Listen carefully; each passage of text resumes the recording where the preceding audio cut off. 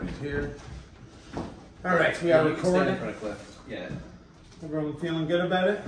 We're feeling great. Take it one step this way. Even the coffee machine's feeling good. Whew, okay, well that was one hell of a chapter for me, guys. And, you know, I just wanted to take a moment to just say how humbled I am to get to meet and hang out with you guys, real journalists, real advocates. I have a lot of people that come to me for news, but like, here's a little spoiler alert, guys. I'm not a journalist. I am a content creator, and I try my best to convey what's happening in the world, but frankly, you guys are light years above me, and I have so much respect for all you guys, because you guys have been through more than I've been through, and what you've been able to do is frankly remarkable, and I think it should be something that people should look at as inspiring. And yeah, we're just getting started, so I'm so glad that we were able to come together, and y'all have, you know, from what I can tell, accepted me into the fold, you know. But I mean, thanks for driving 10 hours. Yeah. I think you had the longest. It was an easy drive because I was excited about this, and you know, the party, Carrie's party, was a super fun time. Got to meet some other amazing individuals doing stuff on the ground. I can't stress it enough, guys. So you guys are all gonna get to know these people. You're gonna know their handles. Go follow them. Give them your support. Hey, and it's a beautiful thing, because I think it's, you know, we've had a lot of conversations over the last 2 days. We don't agree on everything, and that's okay. Like, that's fucking okay, because in the end, people just want, you know, I say this, it's dumbed down, it's a generalization, but people just want a fair shot at a decent life. And I think if we can start with things like that transcend, we can all find a way to come together and maybe stop whatever's coming, whether it's World War III, devastating climate change events, whatever. Like, I mean, take your pick, right? Yeah. It's what a good time, eh? Good time. So I would ask. Okay, so I got just two kind of quick questions for y'all. If do you guys have any advice for me to continue what I'm doing, but to maybe take it to a next level, or just anything that comes to mind where you know, because I'm also humbled by all the people that follow me and come to me, and I do want to do right by them, but I also, you know, I worry. It's like me and Jesse were just talking about, is it good that people come to some random guy, Canadian no less? 80% of my followers are American. So if, you know, if there's anything, any advice you guys have for me, I am all ears, and feel free to be critical. This isn't advice. This is just a thing that you do that I really like. I really like that when you're doing the news, you tend to show the source. You know what I mean? Yeah. I think there's a lot of people that will do news that they're just, you know, regurgitating what the news is, and they won't say where it came from. And I think that diminishes credibility, but it also 100%. Allows people to think that actual news organizations aren't doing valuable work, you know, that they're not doing the work that other people repeat and spread. And I just, you know, as someone who is at a traditional news organization, like, I so appreciate it when I see content creators that credit like the original sources. Beautiful. So thank you for that. And I will keep doing it. Yeah, it teaches people information literacy. Like, who is telling you this? What is their angle? Where does it come from? And you're sort of training your followers, like, hey, don't just believe my mug yapping at you. Where is this coming from? Couldn't have said it better myself. Yeah, don't believe everything I say, and fucking fact check me. And you know what? My followers do fact check me on a regular basis. I hear about it. But that's perfect. Yeah. They're engaged. I think that's a beautiful community, right? Because you can actually have a conversation, be like, oh, well, okay, so that came from, you know, some crazy Twitter account. It's not real, you know, so we try and stay away from those posts. But I mean, the internet is so ridiculous now. They recycle stories. They do all these crazy things. So it's like, I get God sometimes. It happens. But my followers, and please don't stop, are quick to hold me accountable for when that happens. And I hope you guys will as well moving forward. Absolutely. Yeah. All right, the last question, and it's a doozy. Should Donald Trump be discredited to run for president because he's a felon? So, I don't think a felony conviction should bar anybody from office. That should not be the precedent. Okay. If someone is discredited personally or based on their actions, that's something you can consider someone's character or what they're doing, but I don't think the legal status should be the thing that qualifies or disqualifies someone. Because it is such a broad spectrum, it can happen over such a long period of time. And when Biden came out and said a thing, oh, we don't want a convicted, you know, felon, liar in the White House, I'm like, okay, cool, say you don't want a liar in the White House. Don't say you don't want a felon. Like, that messaging is terrible. That messaging is destructive and problematic. So in some states, the only thing that disqualifies you from office is having a conviction that's a violation of public trust, which was not that particular conviction, right? He didn't misuse public funds. That's not what he's convicted of, right? So if that's not directly relevant to the position, you know, everybody wants an easy answer. We want black and white. That's categorical 100% ban. true.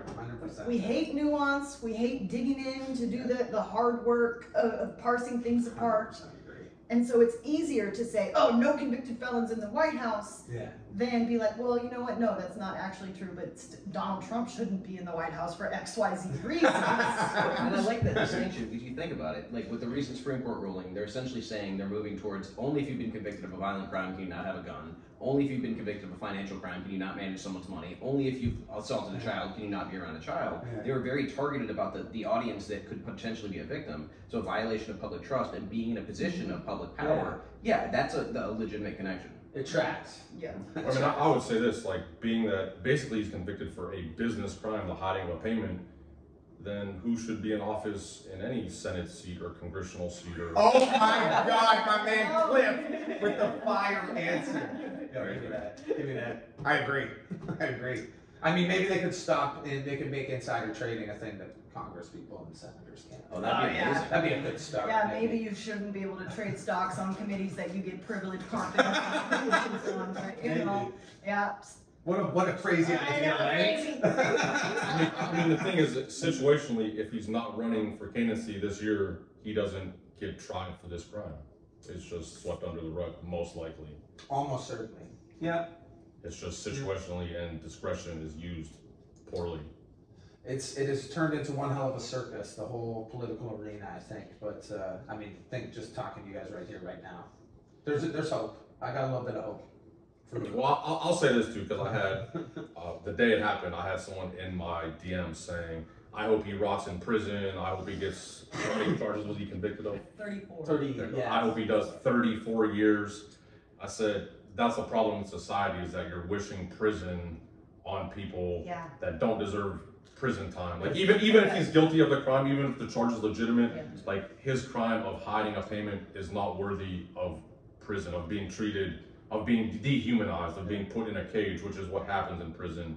And like that's what society needs to realize, is that even though by the letter of the law maybe it's a crime, like that's not a crime that should end up in prison with for 34 years. But what people, exactly. A little bit extreme. But a black man can get 10 years in prison for cannabis. So that's right. So why doesn't Donald Trump get decades? But that doesn't mean that he should get more. It means that everybody else should get less. Exactly. We talked one night about the Henry Rugg situation, which is close to me because I'm in Vegas. Yeah, and they're like, that's right. I got 6 years for essentially signing his autograph. I didn't sign his, but athletes in general, and he got 3 years for killing somebody. And they're like, you should be outraged, you did more time than him. And I said, I'm not outraged that he got half as much time as me. I shouldn't have got as much time as I did. Yeah. Like, but you don't need to make other people suffer. Right. He's not the problem. Like, the problem is that other people get overcharged, overpenalized, too long of sentences. He's not the problem that he got 3 years. His sentence is adequate. Other people's are not. But this rhetoric that that's going around, people showing his mug shots and people saying these things like, I can't wait for him to get locked up, is completely counterproductive towards the movement. And we even see advocacy groups spitting this rhetoric that's damaging the cause. That they themselves have fought it. Move on? Who was it that actually tweeted out his mug shot? It was lots. It was one of those like bigger, one of the bigger ones. But that really kind of surprised me. Do you hold your beliefs consistently or only when they're convenient to you? And this Donald Trump thing has just, it's challenged prison abolitionists everywhere. Like it forces a little bit of nuance. Exactly. And if you go back to what you said about, what do you want to take away from this, or what would our perspective be? I love when people can highlight the power that prosecutors have, because this is something that a governor, a mayor, a president cannot do. The power to choose what charges you press, what charges you drop, what you ask for. It is unfettered. There is no control. That's not true. It's not unfettered.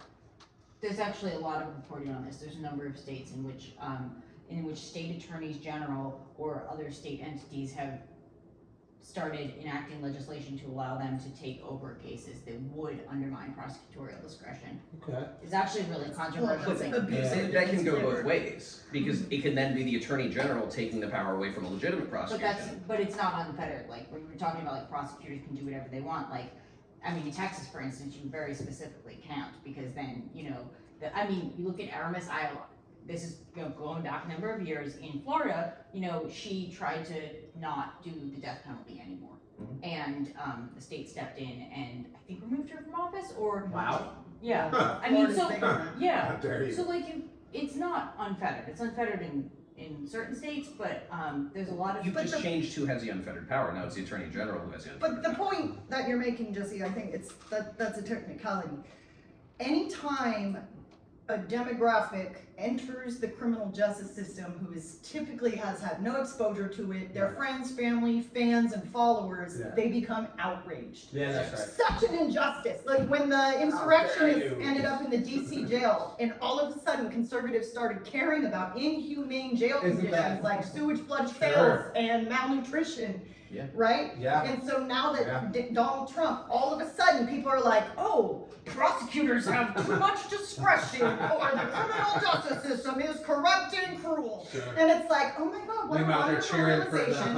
Yes. And it's just back and forth. Right. So I just want to use the I was just going to say it's massive cognitive dissonance. And if we could just stop, and just have a conversation about how this is a problem in all the cases, not just the ones that affect you. That's right. And say, hey, this is another thing we can agree on. Yes. Because you agree on it for Trump, he agrees on it for Biden, he agrees on it for this guy who's never had a chance in life. Cool, we have something we agree on. It transcends. And that was beautiful, guys. And I think America would be deprived, and it would be a shame if you guys weren't able to be out here contributing and doing the things you're doing. So, I mean, that's all I gotta say.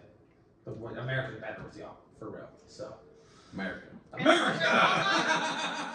Patriotism does not mean blind allegiance and No. saying, America #1. No. Patriotism is like trying to create a better America, or the America that it purports to be but has never really been. Sure. People piss me off, like, because I am still in like the military and veteran culture, they think that means a certain thing. So when I criticize the US on my TikTok, traitor, blah blah blah, which is ridiculous. It's the opposite. We should be fighting for justice in the country. That's what a real patriot would do. Yes.